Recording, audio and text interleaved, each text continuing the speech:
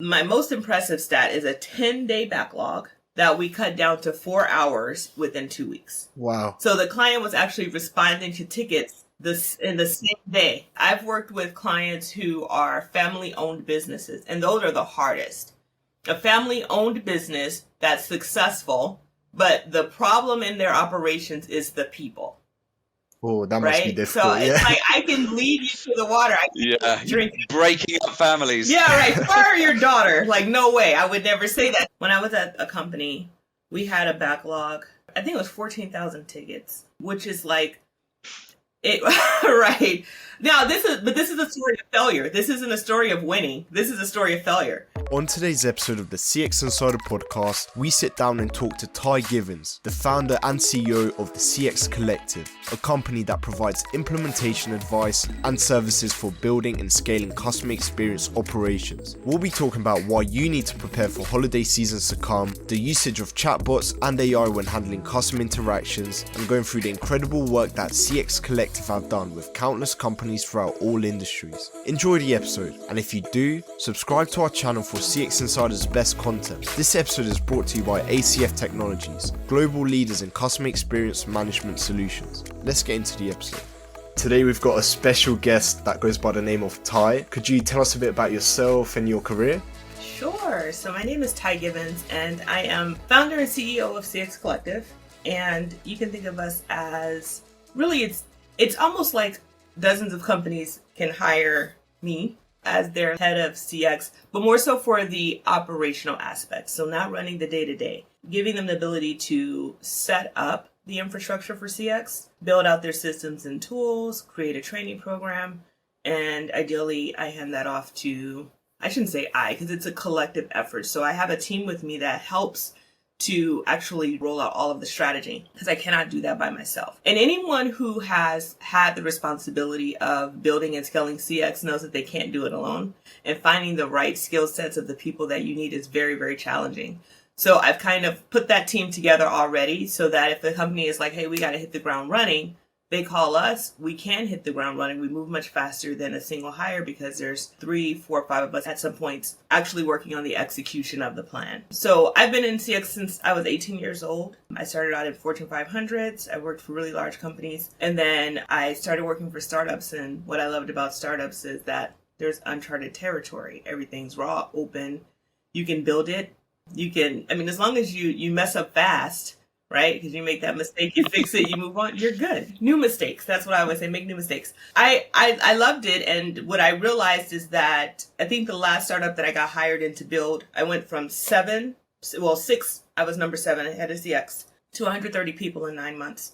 And the team and skill that it takes to, I know, I still have gray hairs from that. The team that it takes to build and scale that fast it's significant. And so what I did is the team that works with me at CX Collective are the people who can build and scale that fast with me. So an organization, maybe a startup organization, has a business and they get in touch with you, and you guys as a team, as a collective, guide them what they should be doing and then help them implement it? We can do advisory, consulting, or execution. So I listened to, I can't remember the guy's name. I would love to give him credit, but I can't remember his name. But he talked about being in consulting and being in a service business, and how the mistake that a lot of agencies make is you pitch marriage off the back, is what he said. He's like, instead, you shouldn't try to, pitch that. You need to give them something small, which was cool because that is sort of like what we do. So if a startup comes to us, most of the time, you hear that saying, like, if you find yourself explaining what you are doing or what you're offering to a group of people who don't get it, you're just in the wrong group. It's kind of like that. When a CEO or co-founder who is building a unicorn, usually, and or knows that their product's going to scale, they understand exactly what we're bringing to the table. Because for them, it's like, I need someone who's going to come in and build this infrastructure so that when thousands of customers come through the door at once, we're okay. Yeah. Right? You get the processes in place, ready. Yes. So it's scalable, because if there's a problem when there's 20 customers, how bad is that problem going to be when there's 2,000 customers? Exactly. So for like a CX implementation, we usually attract funded startups. for that particular program. There's not a lot of proof of concept because they hear my background, they hear Shoe Dazzle, they hear Thrive Market, they hear C's Candies, they hear Intuit, all these big companies or well-known companies that I've worked for, and they're like, okay, no, we don't need any more. Now, where I have to prove a lot is optimization. So optimization is a company that's already established and they need help. What that looks like to them is long wait times for customer service. Regardless of channel, they may want to introduce a new channel. They may be on antiquated systems, or they may not be able to train everyone to do the job properly. So these are like some of the symptoms of, oh shoot, we need to overhaul. Now that particular person will contact us and say, what can you do for me? Because I have all of these problems. And I can say, well, we can fix them all, but it's going to take, 6 months. And they're like, oh, that's too long. I need it done yesterday. Great. So what we do instead is we'll work on a specific program for them. So we meet with them, we go into their systems, we go into their tools, we put together an entire program, and we go, okay, this is yours if you want to execute it, or you can execute it with us, whichever one you choose. Okay.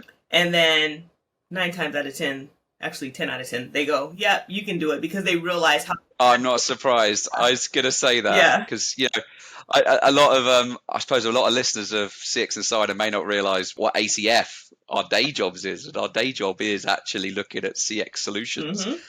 One of the biggest challenges is what you've just said. People identify they have a problem. Then someone like us or you or us together come along and go, this is what you can do, this is what you should do. Yep. And they're like, yeah, great. And then you go through all the buying part of it. And then when it comes to implementing it, oh, wow, that's a whole different ball game. So, yeah. Nobody wants to do implementation except for us. No. Nobody. And that's the thing, like, when people say, what makes you different? I'm like, we actually do the work. We really do the work. If I suggest something, then we can do it. And if we can't do it, we know a partner who can do it. So you don't want to just charge a day rate for the next 2 years? Yeah, maybe. I mean, I got to figure out something.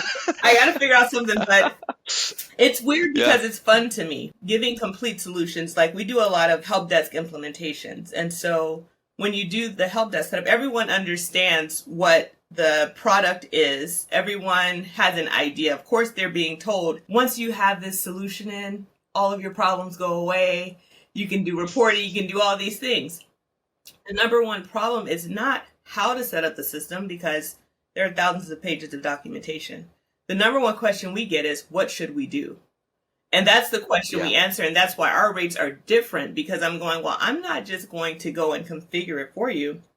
I'm going to tell you what it needs to be. I'm going to look at your workflows. We're going to analyze the workflows. We're going to create custom dashboards. We're going to set up your ticket fields. We're going to write all your macros. Like, literally, if you want to get rid of it, CX Collective is where you come. Okay. Now, at the end, we also do the training for the frontline. So we'll put together a program so that the frontline now knows how to use that system. And that is also a differentiator when working with us.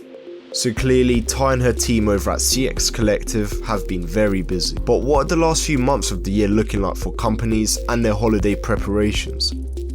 Right now, we're getting ready to go into that spot where people are going to find out what they don't know about being ready for the holidays. And that is when we're clutch players at that point, because, effectively, you can't hire more people that fast unless you started our program weeks ago, which if you're not doing that, then you're probably a little bit behind the 8 ball. So now we're just looking at efficiencies. What can we do on the systems front to hopefully deflect? What kind of plans can we make for make goods, offers? How can you get ahead of communicating anything that could potentially happen as a part of the holiday season to people so that they're not contacting you? And then the infamous backlog, because, the holidays, while it feels like, you've gotten through it as of December 25th, the reality is that right after that is when everything really hits the fan. You got that kind of lull between Christmas and the New Year. And then once everybody gets back to business, that's when you're going to get hit with returns and all sorts of things. So like having a plan for what happens after is a big deal too. So we're usually... We have like an early summer kind of spike. It gets a little bit quiet, and then right around here, probably top of November, people are going to be like, hey, so look, we didn't get this set up and we need help, and can you do it yesterday? And so the reality is that we can, because we can move fast, there are things that we can do in a week that could take some other teams a month, right? It's just about how quickly do you want to move? What do you need? And then we slot it in. But we're small, so I won't take on more clients than we can handle. Do you have like a specialist kind of, I know you mentioned about startups being great for you, but do you have a certain sector? Like, is it retail, for example? Well, retail, yes, because I don't want to say it's easy, because I know anybody who's in retail is going to be like, it's not easy, but it is for us because there are just things that you know, right? So what website are you using? What return product are you using? There are just certain things that we know, how to set up those policies, your returns, your exchange, like those things are really small, but they actually end up being a really big deal, because once you are the one who has to set the policy, you realize that there's too many options for you to figure out what is right if you're not experienced in it, right? But we have worked with SaaS, like ID.me was a client very early on. They're now at thousands of agents. When I worked with them, they had hundreds of agents, and that was a few years back. Thought Industries, they have a LMS, customizable LMS system. They've been a client for the last 5 years. Wow. We run the gamut. Like, we're very agnostic, and we try to stay in the middle. And because we actually go into each company to understand what they do, how they do it, it allows us the opportunity to really run the gamut as far as the clientele is concerned. So I want to talk about your team a little bit, because we mention it a lot. You guys are hardworking. How do you actually choose the team that works with you? How have you chosen them? So my first time adding someone to the team was actually a friend of mine. She and I have worked together. We've been friends for almost 20 years. We worked together, and she's in training, and I needed some help with documentation. So she started out really early. And then the next person that I hired, who was specialized in CX, not talking about like an assistant, was a lady who was a CX strategist. She's very well versed in like, here are your recommendations, here's what you need to do. I found a few people who are really good at being like, here's what you need to do. The challenge that I had is the execution. Because we execute. So I can't hand you a plan and then you do the plan and it doesn't work. You're like, sorry. You're like, oh, you didn't do it right.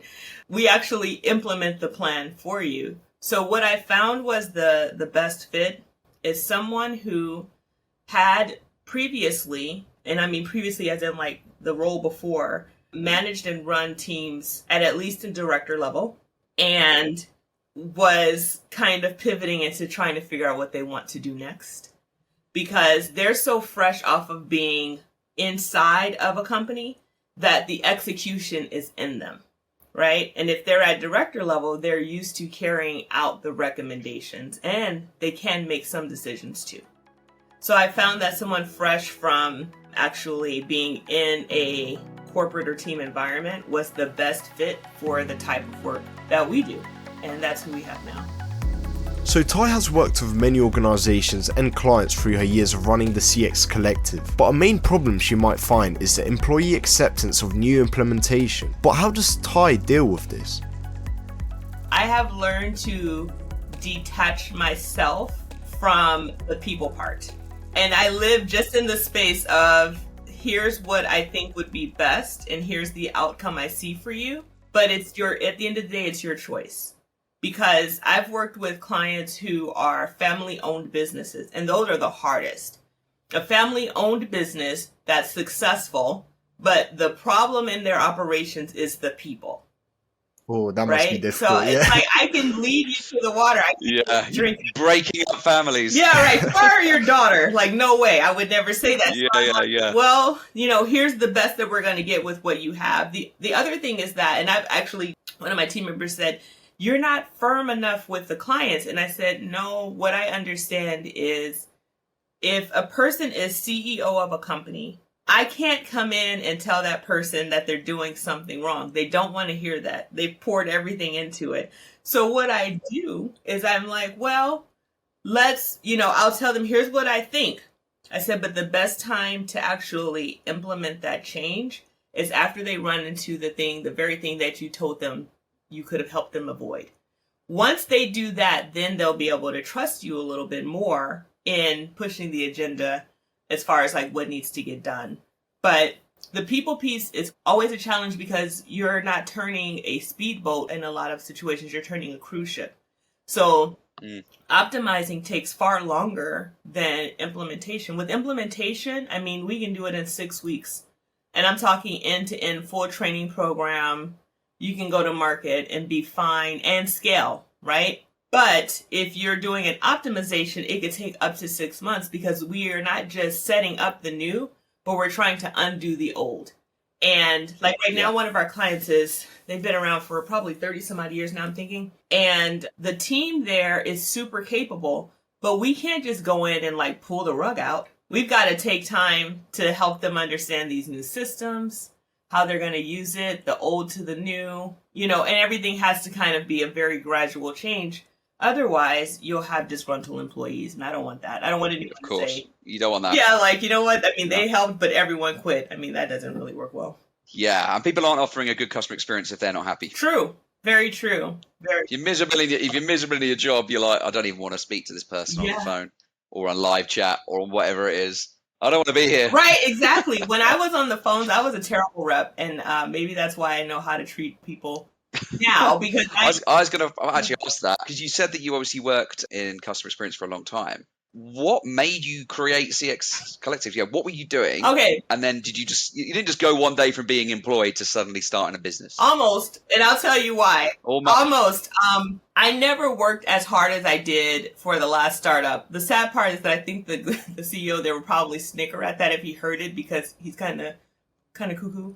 But I mean, he likes that. He likes to be like, yeah, you work so hard. Like, look at your hair falling out. Like, they're kind of weird. Like, that's not my thing. But anyway, I worked at this company and I was so stressed that I like developed cystic acne and my hair literally started to fall out and I was gaining weight. And like, you could just look at my eyes and see like they were sunken in. Like, I was just a shell of myself because I was trying so hard to uphold so many things. And when you work in an environment where no one really understands what you do, that's a common thing for CX leaders, is working in an environment where they're at the head of their department, but nobody really understands the things that they're dealing with. And from the outside, everything looks simple.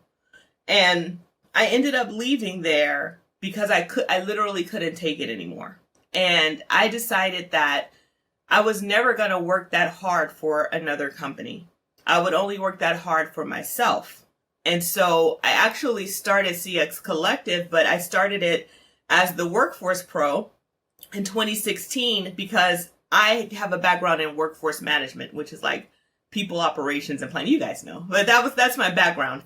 And so I thought like, oh yeah, I'll start this agency. I'll sell my skill set and I'll put up a website and then everyone's going to be like, yes, let me work with her. And so nothing happened for a very long time. My website just got to the point where it's kind of decent, but even still, people still say, if they don't understand our world, they go, what exactly do you do?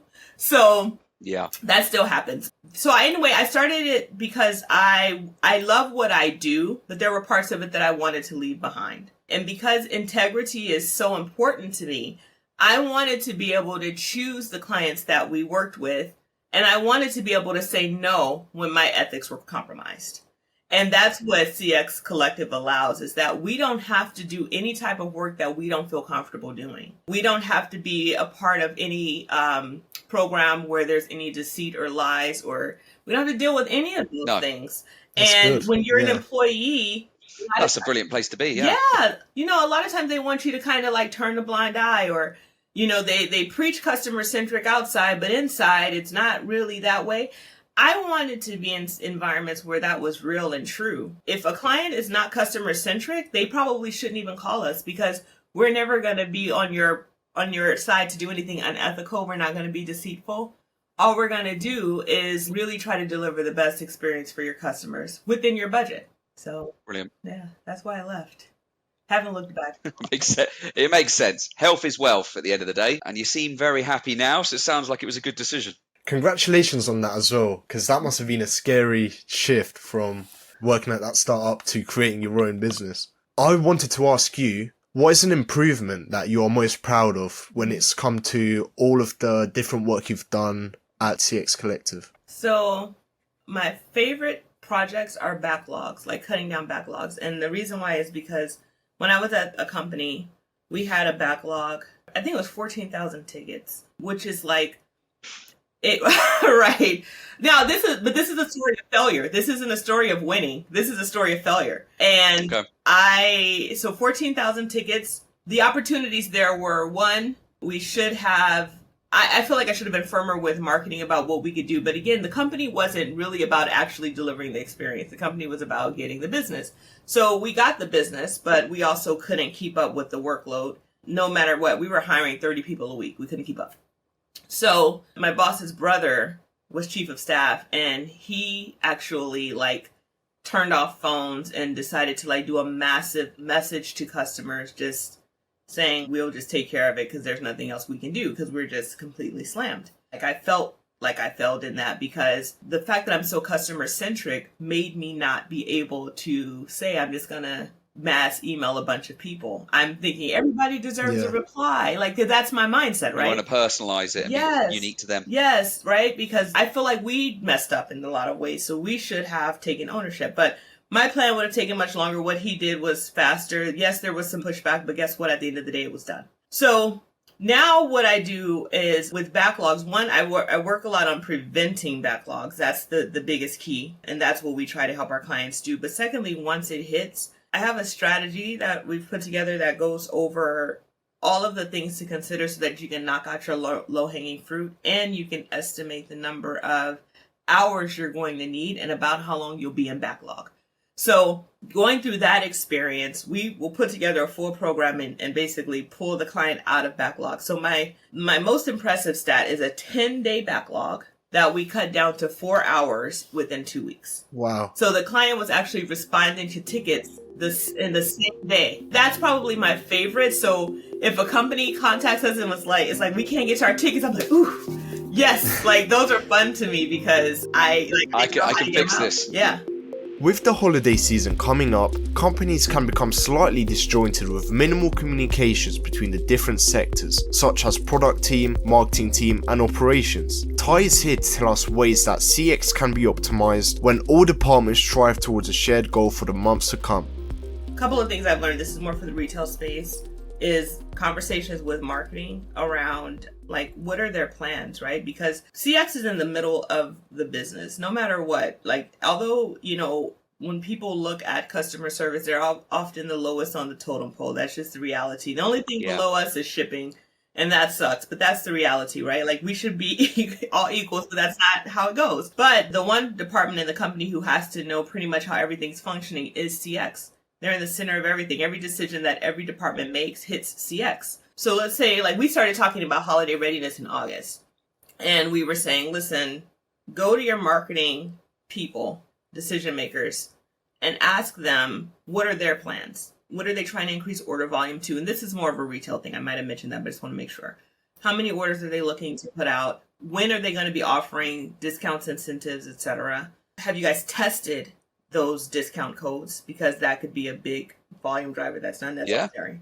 Yeah. And you'll have that information. And the next thing you want to do is you want to go to the fulfillment team or the operations team and you want to say, okay, so how many orders can you guys pack each day?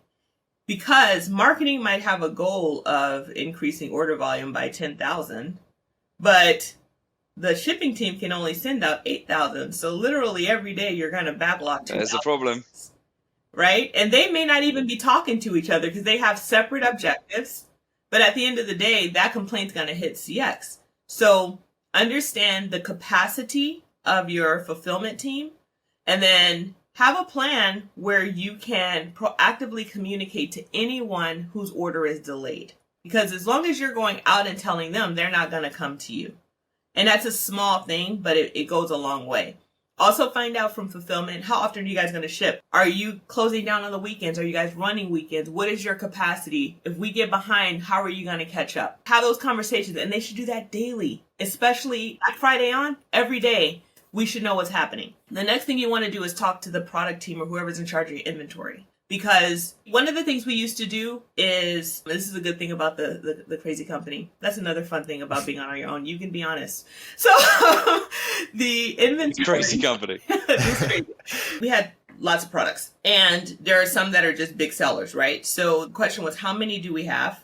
How often are you going to be ordering? And at what point are we going to show out of stock? Because I'd rather show out of stock when there's 200 left and we wow 200 customers than show out of stock when we've oversold by 200 and now we have to contact 200 and say, sorry. Oof. You know what I mean? Yeah, your brand's not going to do very well if you let down 200 people. Exactly. And then for your best sellers, you really need to know a comparable product so that if you're out of that one, you can say, well, we don't have that, but we have this. So those are like just little tidbits.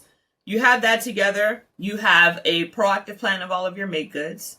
You decide what work the temporary team is going to do, because there's going to be some things that you can have new people do, some things that only the team will do. Know what those things are. Make sure that your help desk can divide that work up appropriately.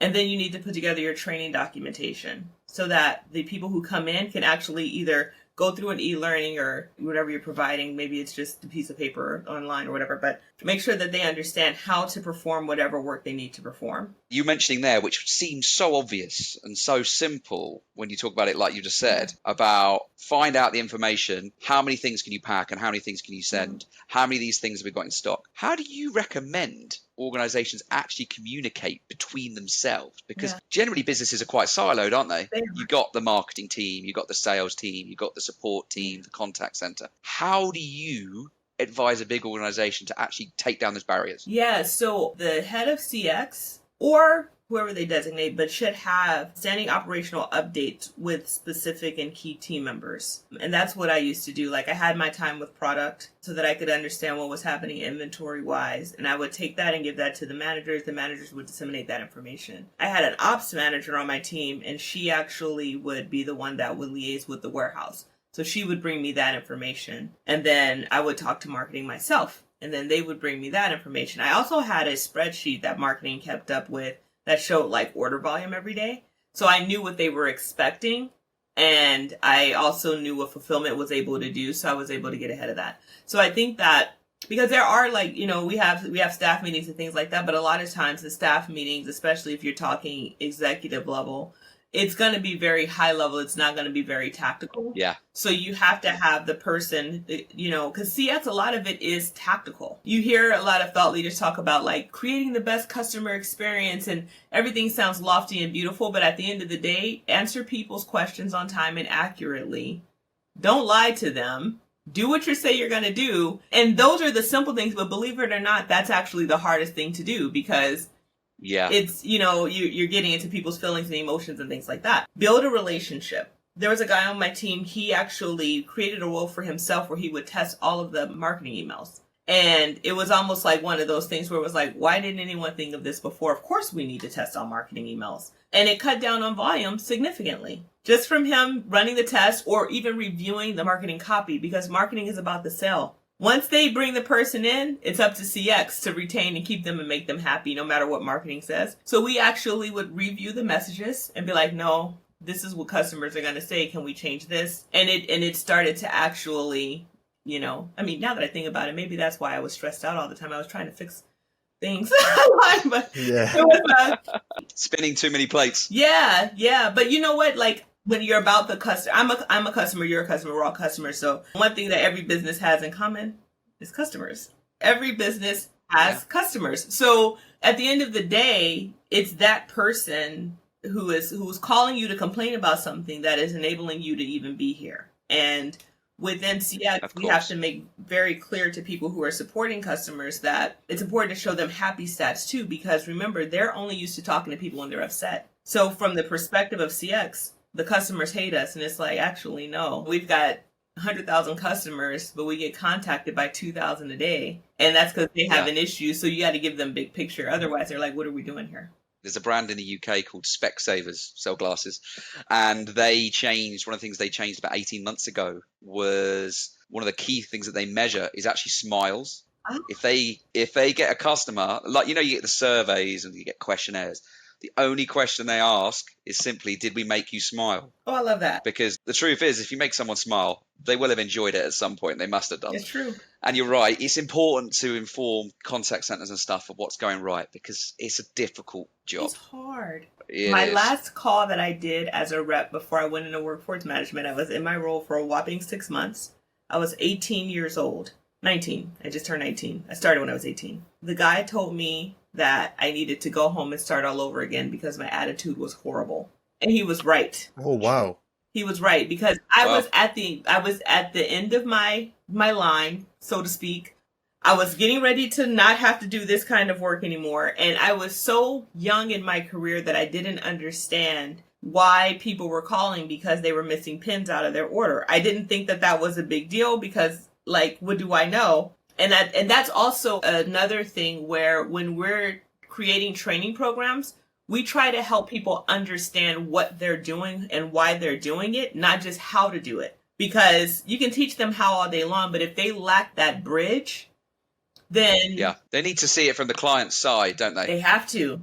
But the basics are the hardest to implement, but they can make the biggest difference. But even just seeing it from the customer's side and understanding it may not be a big deal to you because you've had 500 people tell you about their missing pen. Yep, But to that person, it's their missing pen. exactly. It's their problem. Yes, matters.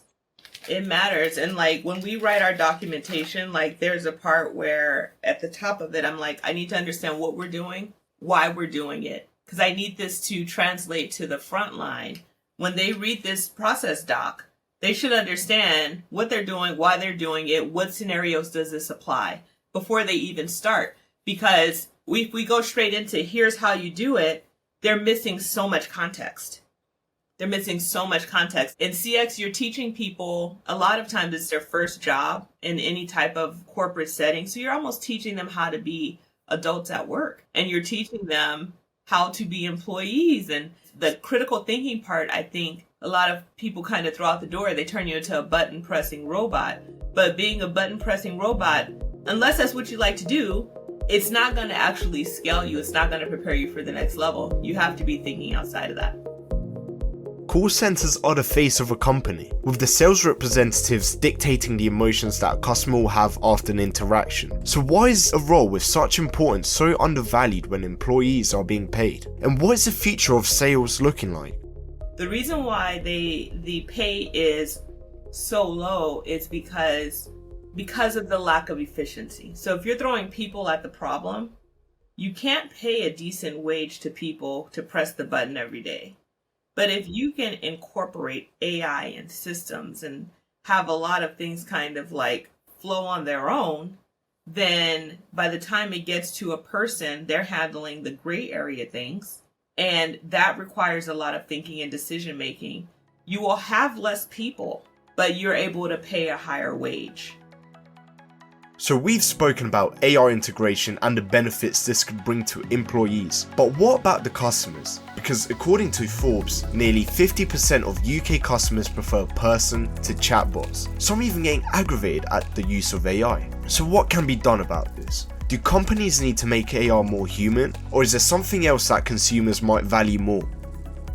I don't know about making it more human as opposed to just being honest. So, for example, if I have a question and I go to a website and there's a chatbot there, I don't care if it's a chatbot if I get the right answer. I care that it's a chatbot if I don't get the right answer and I have a hard time getting to a person who can give me an answer. That's where the frustration comes in at. What happens is that companies forget that particular aspect of it. A lot of people don't drink their own Kool-Aid. They're not users of their product. They're not users of their customer experience. They're on one side of it going, let me save $1 per contact by doing this. But they don't realize what that experience does. When we do chatbots, we don't hide that it's a bot. And we answer the questions the same way that a rep would answer the question. And we also have an out. If you want to talk to someone, you can talk to someone. This is how you do it. That's the most important thing, yeah. The fact that you actually have an option that says, okay, if this hasn't answered it, you can actually talk to a person. Yes. Because there's been so many scenarios where I might have been talking to some chatbot. Sometimes they work, but if they don't, and there's just absolutely no option to actually talk to someone, it irritates you so much. Just having to find it on the website, like scrolling down, Googling it. Yeah. If you get stuck in an IVR, if you have to call in and they have you on this continuous loop. I had an experience. I mean, Microsoft's a ginormous company and I get why they have so much gatekeeping, but I got stuck in their IVR loop. And I was very frustrated by that because I'm like, who tested this thing? No one can get through, and it's telling me to sign into my account, but I'm locked out of my account. So I can't but sign people in. don't test broken IVR loops. They're so common. It's terrible. It's the same as broken links on emails from marketing and stuff. It's just it's unacceptable. It is. Just test it. And you have to test. That's the thing. Like, become the customer. Yeah. Imagine what it's like for 1 second, take off the hat that you're on the inside. Imagine that you have this problem. Or, some of our clients like to hire their customers. Because when you hire the customer, they understand things from a different perspective than what's happening on the inside. Thank you to everyone for listening. I've been Octavian and I hope you've enjoyed the discussion. Let us know what you think of this episode by carrying on the conversation on LinkedIn at CX Insider Podcast. This episode is brought to you by ACF Technologies, global leaders in customer experience management solutions. Let's get into some quick fire questions. If you could live anywhere outside of America, where would it be? Probably London. London? Yeah. Is it not too busy for you? It's not too busy. I like the weather. I know that's weird for people to hear, but I like the weather. Yeah. And when I went there, the pace of life, the environment was just very laid back. And I was like, if I was to go anywhere. Really? Yeah. I was 2011. I mean, I'm talking about a long time ago, but it was so chill. Yeah, London's cool. Yeah. Do you prefer films or series? Ooh, series. Especially ones based on books. Yeah. Okay. Have you got any recommendations for our listeners? Yes. You. If you haven't seen You. Oh, yeah.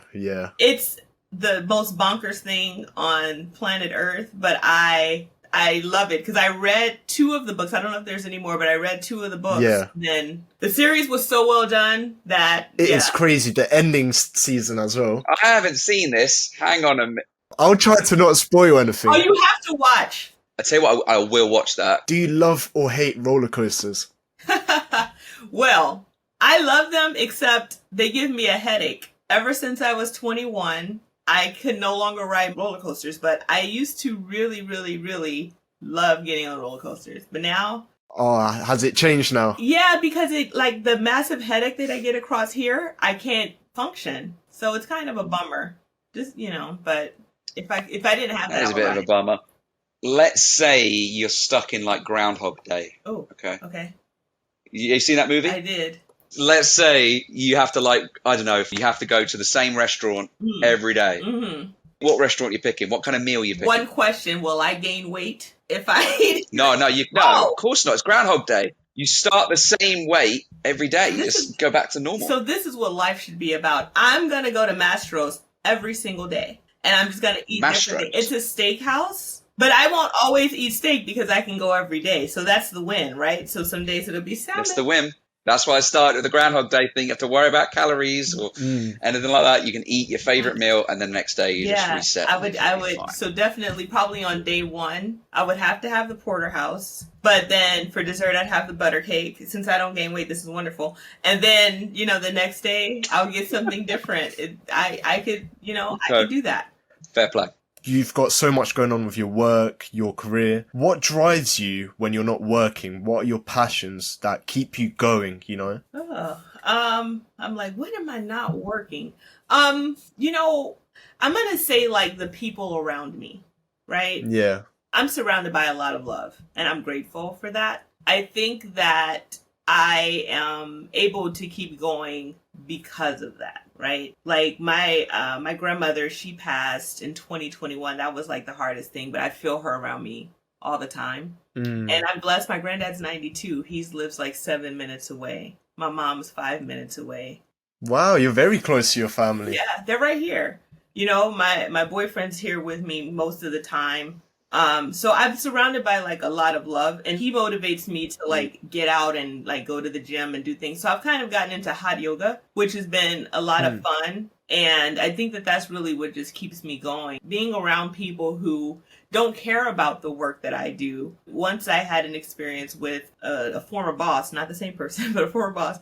And I told her that I couldn't make a meeting because I was going to my niece's performance at school.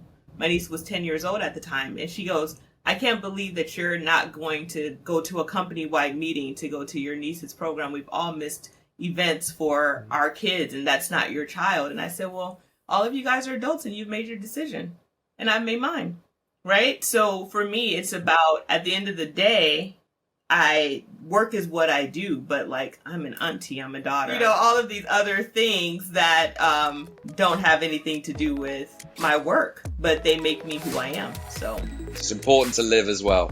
So important.